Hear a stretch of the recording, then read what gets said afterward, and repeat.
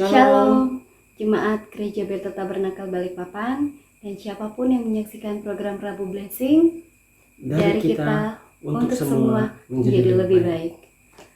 Terpuji nama Tuhan, di sore hari ini kita masih diberi kesempatan untuk beribadah bersama, meskipun lewat daring. Dan sebelum memulai rangkaian kegiatan kita, mari kita mau satu di dalam doa.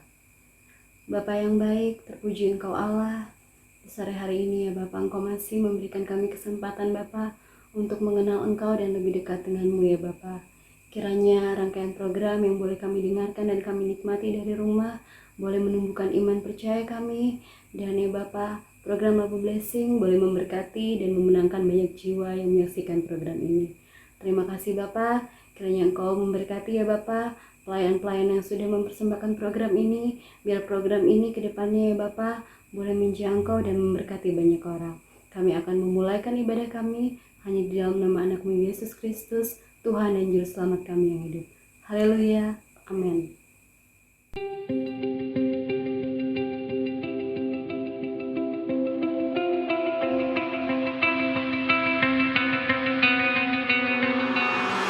Shalom, terima kasih Ibu Gembala dan semua jemaat sidang jemaat kita di Tabernakel Alpha Omega. Saya sangat-sangat berterima kasih kepada Ibu Gembala, selalu mendoakan saya dan semua jemaat selalu mendukung saya dalam doa. Walaupun saya tidak masuk di gereja sudah 2 tahun lebih, tapi saya tetap mengharapkan doa dari Ibu Gembala dan jemaat selalu membantuku di dalam doa supaya aku tetap sehat. Walaupun aku tidak masuk gereja, tapi aku juga di rumah selalu membuka Alkitab setiap hari. Terima kasih Ibu Gembala dengan jemaat, doa-doanya kepada selalu mendukung doa kepadaku. Shalom, haleluya, amin.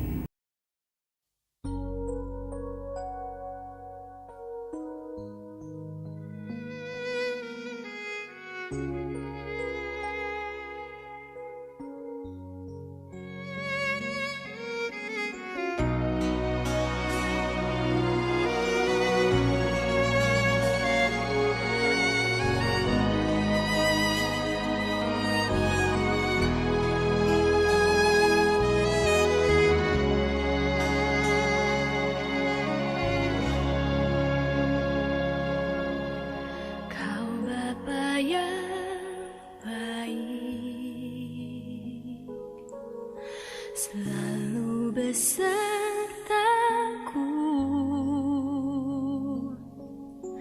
setiap detik, setiap waktu. Kau perhatikanku.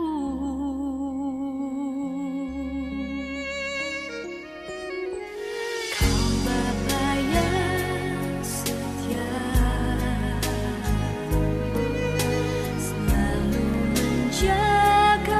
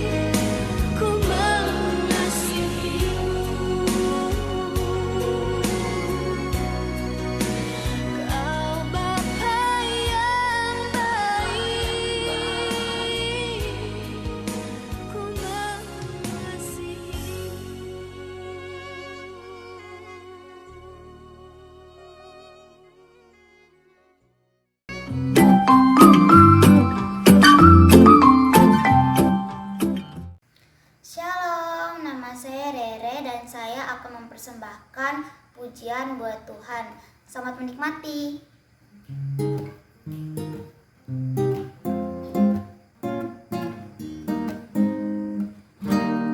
Kau adalah papaku, kau adalah mamaku, kau adalah sobatku, kaulah Yesusku. Saat ku bersedih, saat ku gembira, kau selalu di dekatku, kaulah Yesusku. Kau adalah papaku, kau adalah mamaku, kau adalah sobatku, kaulah Yesusku. Saat ku bersedih, saat ku gembira, kau selalu di dekatku, kaulah Yesusku. Saat ku bersedih, saat ku gembira, kau selalu di dekatku, kaulah Yesusku. Kaulah Yesusku, kaulah Yesusku. Terima kasih telah mendengarkan.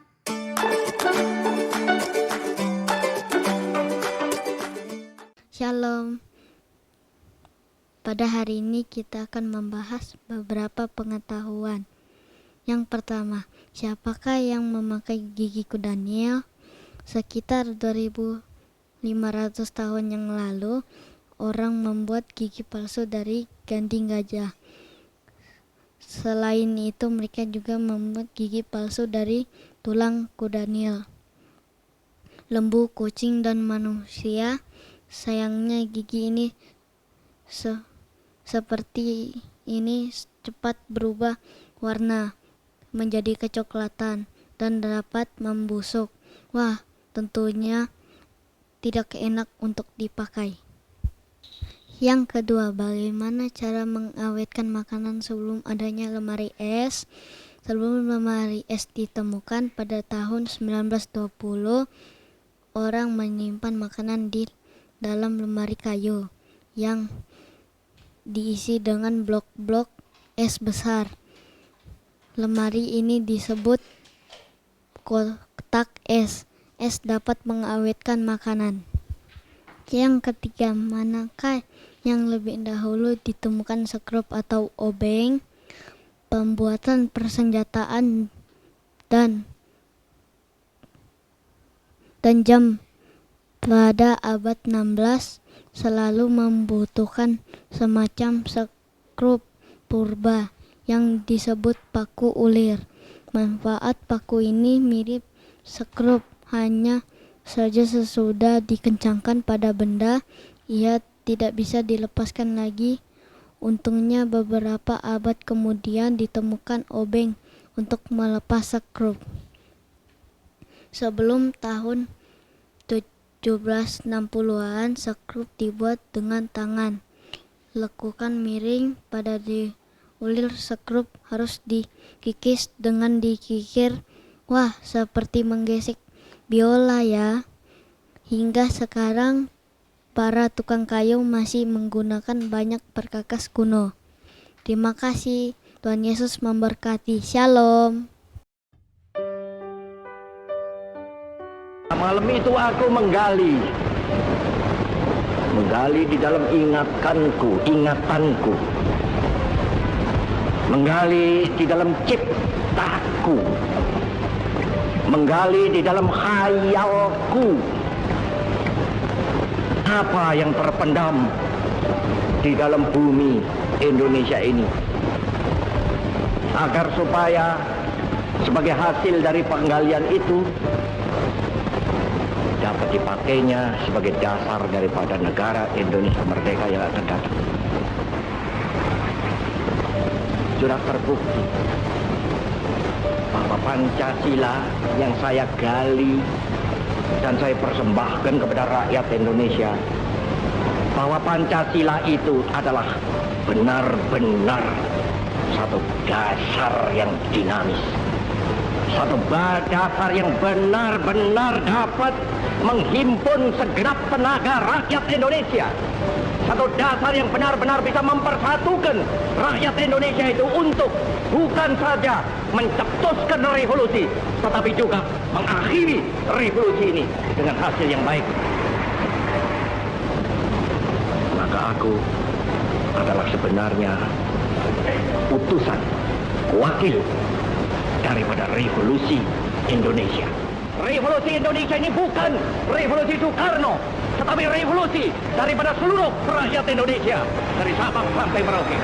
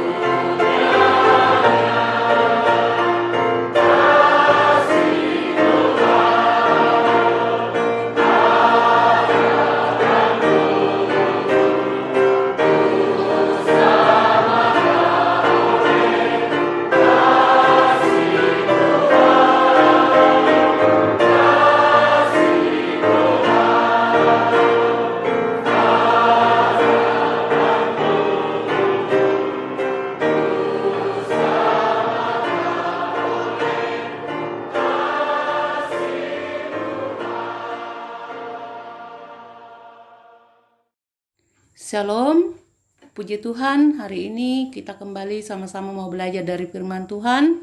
Namun sebelum kita berdoa, Bapa di surga, hari ini kami berterima kasih untuk waktu yang indah kami boleh pakai bersekutu untuk memuliakan Tuhan. Dan saatnya kami mau belajar dari firman-Mu. Kami memohon tuntunan Roh Kudus-Mu menolong supaya kami boleh mengerti, memahami tentang kebenaran-Mu yang kami mau baca pada hari ini. Kami siap membaca firman-Mu di dalam nama Tuhan Yesus Kristus. Haleluya. Amin.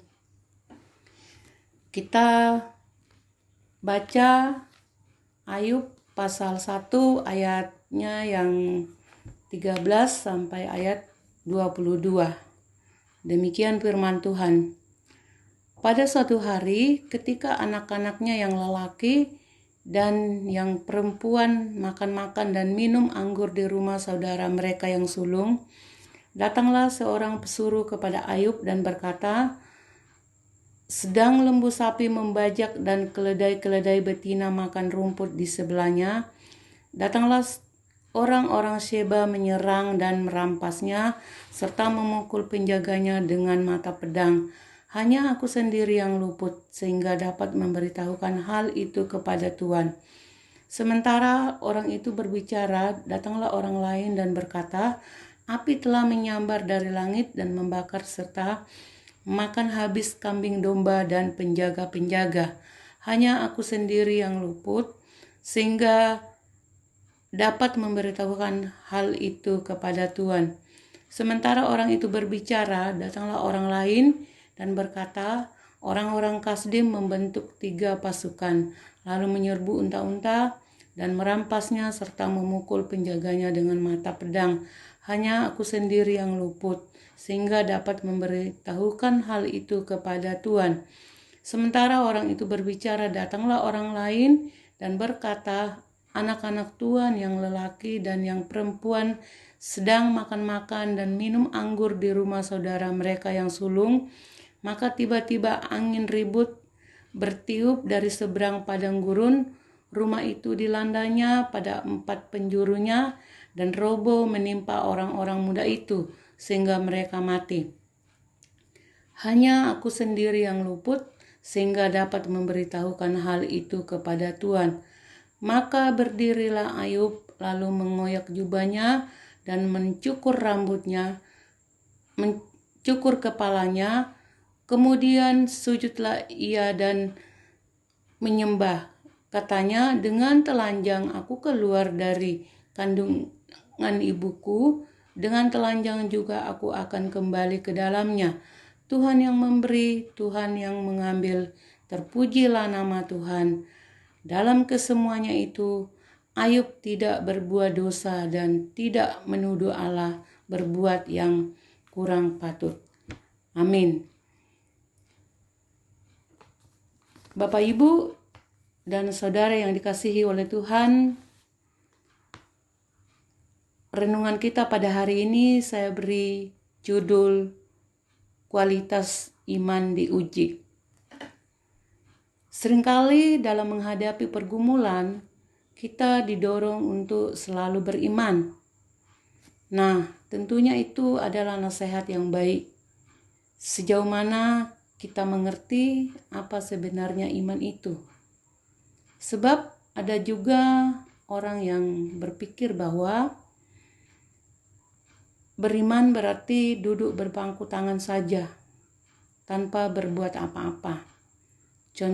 Contohnya nih, kalau seseorang sakit dan mengatakan bahwa tidak usah berobat, tidak usah minum obat,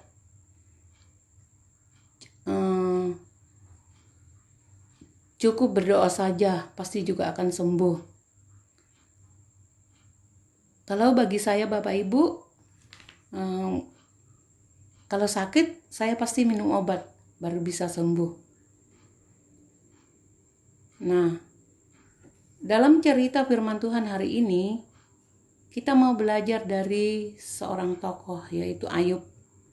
Bagaimana dia menghadapi dan mengalami pergumulan yang sangat berat. Dan kita mau melihat bagaimana dia cara menghadapi ketika diperhadapkan masalah itu.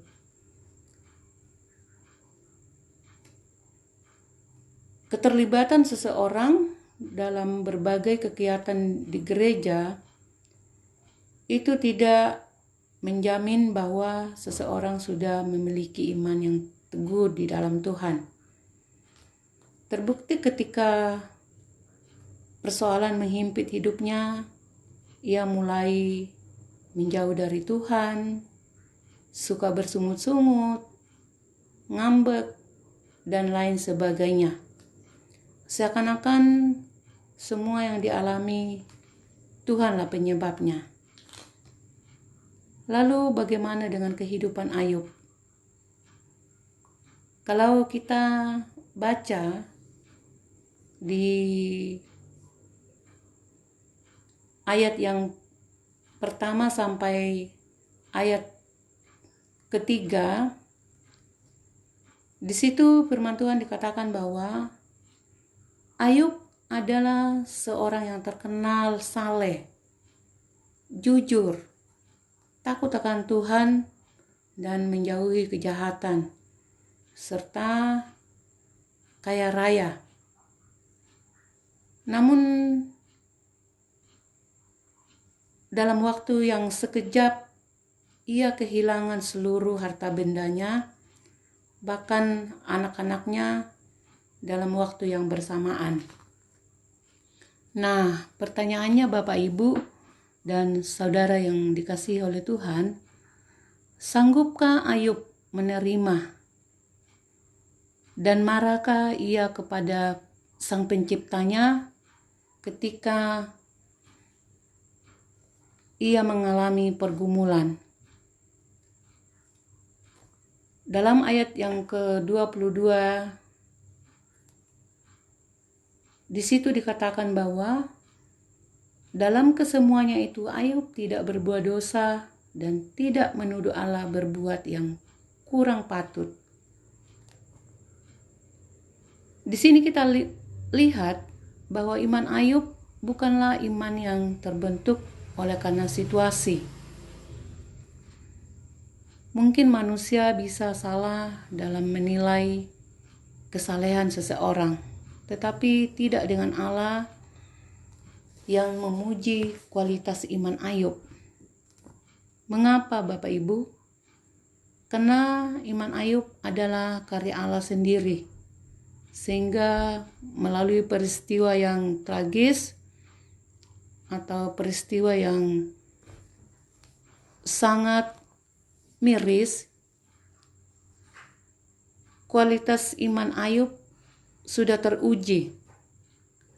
Buktinya adalah Ayub tetap memuliakan Tuhan dengan berkata di dalam ayat yang 21 di bagian B, di situ dikatakan bahwa Tuhan yang memberi, Tuhan yang mengambil, terpujilah nama Tuhan. Jadi Ayub menyadari bahwa kepunyaannya dan harta kekayaannya adalah pemberian Allah. Ayub sangat mengasihi Allah. Karena kasihnya yang besar kepada Allah membuat ia hidup saleh dan jujur, bahkan menjauhi kejahatan. Sekalipun ia seorang yang kaya raya, namun bagi Ayub, kekayaan terbesarnya adalah kedekatannya dengan Allah, hubungan intimnya dengan Tuhan. Itulah sebabnya ia ketika mengalami pergumulan, dia tetap yakin bahwa semua itu yang dia terima, semua yang dia alami, Tuhan pasti peduli dan Tuhan pasti perhatikan. Dan ia saksikan itu lewat sikap hidupnya sebagai seorang ayah yang membimbing keluarganya agar mereka hidup takut akan Allah. Itu di dalam ayat yang kelima. Silakan Bapak Ibu baca bagaimana Ayub ketika anak-anaknya sudah mengadakan pesta, Ayub meminta pengampunan kepada Tuhan, menguduskan anak-anak mereka. Bapak, Ibu, dan saudara yang dikasihi oleh Tuhan, memang tidak mudah bagi kita untuk mempertahankan kesalahan dan kejujuran, apalagi sampai menjauhi kejahatan. Terkadang kita hanya mau hidup saleh dan jujur, bahkan menjauhi kejahatan, karena kita punya segalanya, karena kita merasa berkecukupan. Namun bagaimana jika kita kehilangan segalanya? Apakah kita masih bisa memuliakan Allah seperti yang dilakukan Ayub? Ibrani 11 ayat 1 mengatakan bahwa iman adalah dasar dari segala sesuatu yang kita harapkan dan bukti dari segala sesuatu yang tidak kita lihat. Ayat ini menekankan bahwa untuk beriman kepada Allah, kita harus percaya akan adanya hal-hal yang tidak dapat kita lihat.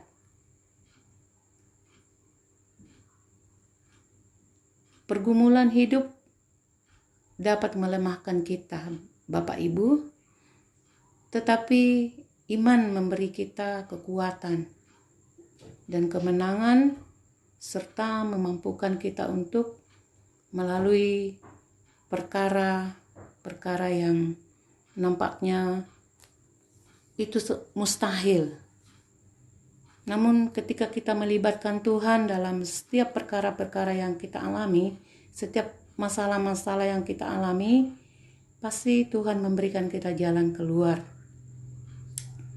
Nah, lewat peristiwa Ayub, kita belajar untuk bergantung pada Allah sepenuhnya. Iman bertumbuh lewat sebuah proses ketaatan dan ketekunan dalam membangun hubungan yang baik dengan Allah, sehingga kita dapat memahami maksud Tuhan dalam kehidupan kita. Barang yang baik bukan dilihat dari bentuknya, tetapi dari kualitasnya. Demikian pun juga buah ya, kita bisa melihat buah kulitnya sangat mulus. Contohnya jeruk, kita lihat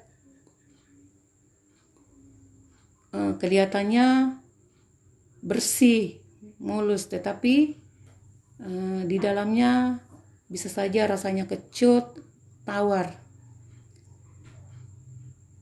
Demikian pun iman. Iman itu bukan diukur dari seberapa banyak seseorang terlibat dalam kegiatan gereja, seberapa rajin berdoa, dan banyak membaca firman Tuhan. Jadi kualitas iman saya, kualitas iman Bapak, Ibu, dan Saudara teruji ketika seberapa kuatnya kita menghadapi tantangan dalam kehidupan ini. Oleh karena itu, pesan firman Tuhan bagi kita semua pada hari ini adalah hiduplah dalam ketaatan kepada Allah, percaya pada firman-Nya, dan teruslah maju. Teruslah berjalan dalam iman dan hidup dalam iman. Jadilah saksi iman dimanapun kita berada. Demikian firman Tuhan yang kita sudah renungkan pada hari ini, kiranya boleh menguatkan iman dan percaya kita kepada Tuhan. Tuhan memberkati, dan kita berdoa. Ya Tuhan Allah kami, ajarlah kami memiliki iman yang sederhana dan penuh dengan keyakinan, serta menjadi berkat bagi sesama.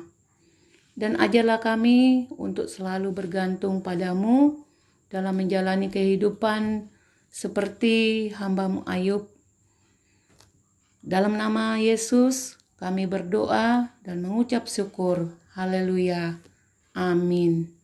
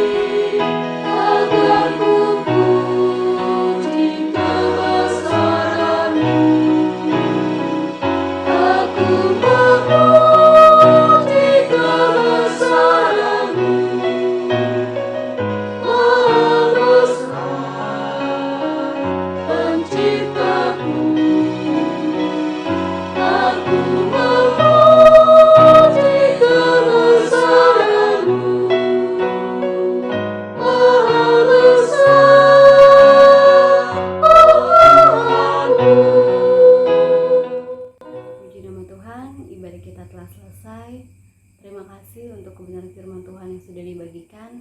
Kiranya itu boleh tetap menguatkan kita, tetap menumbuhkan iman percaya kita selama masa pandemi ini. Sampai bertemu di Rabu Blessing selanjutnya. Tetap semangat. Tuhan Yesus memberkati.